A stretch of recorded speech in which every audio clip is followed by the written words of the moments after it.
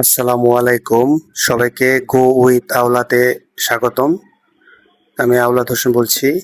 আজকে আমি আপনাদের নিয়ে এসেছি চীনের বিখ্যাত ইউ ইন্টারন্যাশনাল ট্রেড মার্কেটে। আমি ইউ ইন্টারন্যাশনাল ট্রেড মার্কেটের উদ্দেশ্যে ট্যাক্সিতে উঠেছি। আমি যাচ্ছি। যারা ব্যবসা করেন বা ভবিষ্যতে ব্যবসা শুরু করতে চান তাদের কাছে এই জায়গাটি খুবই পরিচিত। বিশ্বের প্রায় সব দেশ থেকেই মানুষ এখানে পণ্য কিনতে আসেন। আজকের ভিডিওতে আমি আপনাদের দেখাবো এই মার্কেটের ভেতরের পরিবেশ, কি ধরনের পণ্য পাওয়া যায়, দাম কেমন, আর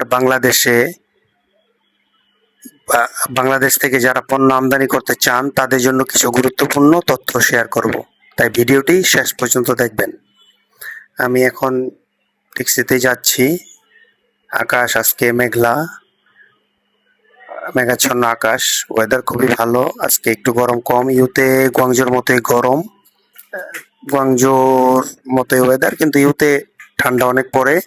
এখানে স্নো পড়ে এবং তাপমাত্রা মাইনাসে চলে যায় শীতের সময়। এখন আবহাওয়া গুয়াংজোর মতোই, বাংলাদেশের মতোই স্বাভাবিক তাপমাত্রা।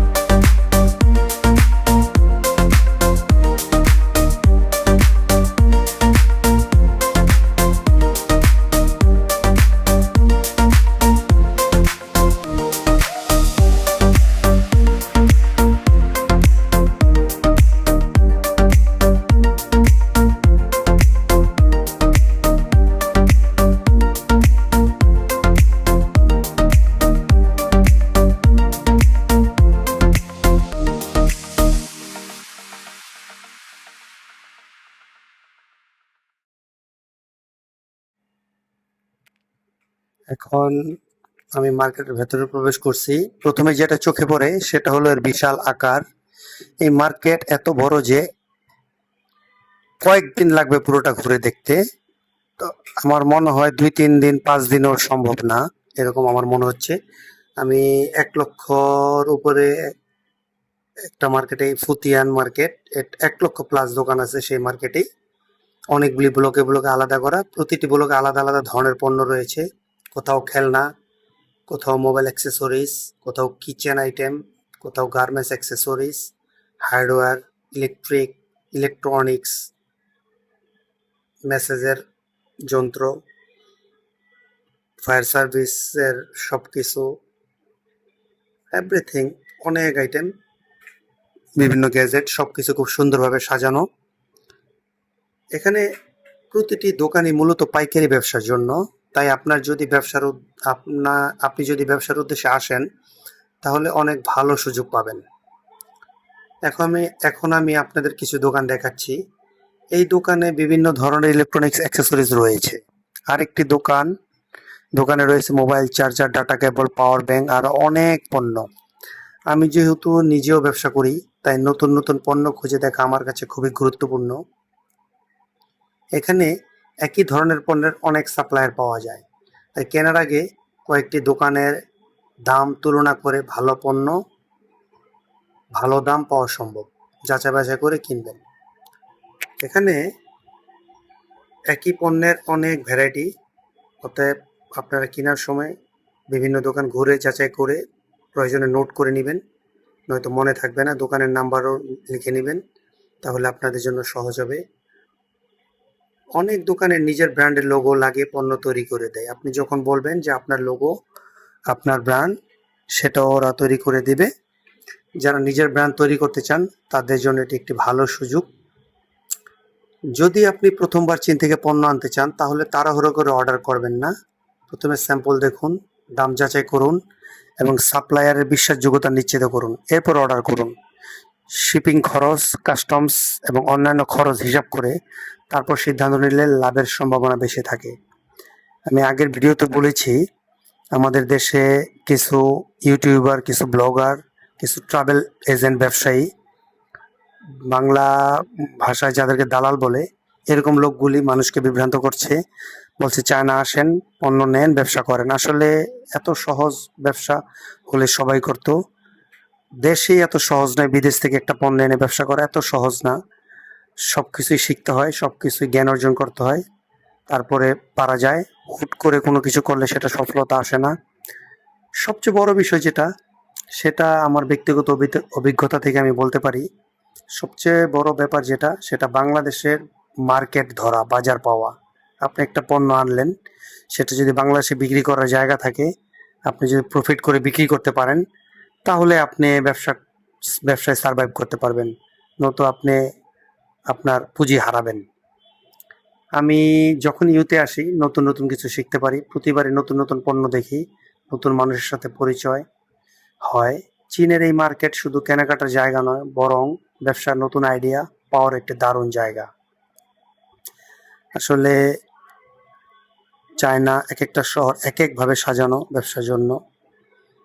প্রত্যেকটা শহর এরা ব্যবসায়ী বান্ধবভাবে তৈরি করা। ব্যবসায়ীরা যত ধরনের সুযোগ সুবিধা পাবে সেগুলি নিশ্চিত করে এরা। এখানে এদের ব্যবহার আচার খুবই ভালো এবং এরা সত্যিকারের ব্যবসায়ী মনোভাব, সেই জন্যই তারা সারা পৃথিবীতে ব্যবসা করতেছে। আমার মনে হয় শত শত বছর ওদের ব্যবসা চলবে, কারণ ওদের ব্যবসায়িক পলিসি অনেক উন্নত। কাস্টমারের সাথে বিহেভ, কাস্টমারের সাথে কন্টিনিউ যোগাযোগ এবং ফলো আপ, সেই জিনিসটা ওরা খুব ভালো করে। অতএব আপনারা চায়না আসেন, দেখেন, ঘোরেন, দেখলে অভিজ্ঞতা হবে, ঘুরলে অভিজ্ঞতা হবে, কিছু টাকা খরচ হবে, তারপরেও আপনারা অনেক কিছু শিখতে পারবেন। বুঝে শুনে বাংলাদেশে আপনি পণ্যটা নিয়ে বিক্রি করতে পারবেন কিনা, প্রফিট হবে কিনা, বাংলাদেশের মার্কেটে ওই ধরনের কাছাকাছি বা সেম পণ্যটা প্রাইসটা কীরকম, আপনার প্রফিট মার্জিন কীরকম, আপনি কোয়ান্টিটি কীরকম নেবেন, সেগুলি চিন্তা করতে হবে আপনাকে। সেগুলি চিন্তা করে আপনি তারপরে পণ্য ক্রয় করেন এবং বাংলাদেশে মার্কেট তৈরি করতে হবে। শুধু অনলাইন বেস তৈরি করলে হবে না, আপনার শপ থাকতে হবে। বিশ্বস্ত শপ থাকলে সবাই বিশ্বাস করে পণ্যটা নেওয়ার ক্ষেত্রে বিলিভ করে, যে আমি যদি এটা নষ্ট পণ্য পাই বা যদি কোনো পণ্যের ক্ষেত্রে যদি আমার তথ্যের সাথে না মিলে, তাহলে আমি কোথায় এটা চেঞ্জ করব, কোথায় ব্যাক দিব বা পরিবর্তন করে নিব। সেই জন্য একটা শপ, দোকান দরকার। অনলাইন অবশ্যই দরকার, কিন্তু অফলাইনও একটা দরকার আছে দোকান। বিশাল মার্কেট দেখেন, আপনারা দেখতে পাচ্ছেন, বিশাল এরিয়া। এই এক একটা ব্লক, এরকম অনেকগুলি ব্লক আছে। আপনারা একটা ব্লক দেখতেছেন, এটা 3 তলা 4 তলা, কিন্তু বিশাল এরিয়া। যাই হোক, আপনারা পণ্য কেনার সময় সতর্ক থাকবেন আর বুঝে শুনে চিন্তা ভাবনা করে, কম্পেয়ার করে, যাচাই বাছাই করে। এখন যাচাই বাছাইয়ের অনেক সুযোগ আছে, বিভিন্ন দোকান ঘুরে দেখবেন, অনলাইনেও চেক করা যায়। চায়নার বিভিন্ন ওয়েবসাইট আছে, সেগুলিতে চেক করা যায়। আপনারা সেগুলি দেখে যাচাই বাছাই করে তারপরে আপনারা পণ্য কেনার সিদ্ধান্ত নেবেন। আজকের ভিডিও এখানে শেষ করছি। যদি ভিডিওটি আপনাদের ভালো লেগে থাকে তাহলে অবশ্যই একটি লাইক করবেন, কমেন্টস করে জানাবেন কোন ধরনের পণ্য সম্পর্কে ভিডিও দেখতে চান।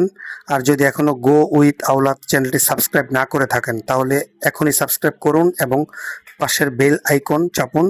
সামনে চীন ভ্রমণ, ব্যবসা এবং নতুন মার্কেট নিয়ে আরো অনেক ভিডিও আসছে। সবাই ভালো থাকবেন, সুস্থ থাকবেন। আল্লাহ হাফেজ।